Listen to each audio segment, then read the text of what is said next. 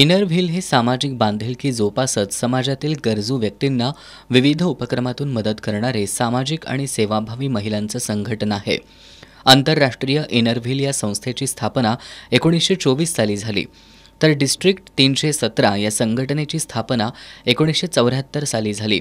Inner wheel संस्थेची शताब्दी आणि inner wheel district 317च्या सुवर्ण महोत्सवी वर्षानिमित्त कोल्हापुरातील हॉटेल सयाजी इथं स्वर्ण बहार हे 2 दिवसीय राष्ट्रीय अधिवेशन 20 आणि 21 जानेवारी रोजी आयोजित करण्यात आलं आहे.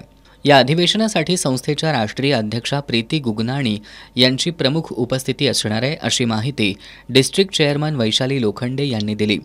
राष्ट्रीय परिषदेच्या पहिल्या दिवशी परिषदेच्या संयोजक आणि उद्योजिका उत्कर्षा पाटील यांच्या वतीनं 40 जयपूर फूडचे तर डिस्ट्रिक्ट 317च्या वतीनं 100 शिलाई मशीनचं वितरण गरजू महिलांना केलं जाणार आहे.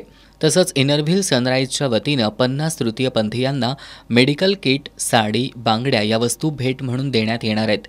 या परिषदेला महाराष्ट्र, कर्नाटक, गोवा आणि आसपासच्या परिसरातून 500 जणांची नोंदणी झाली आहे.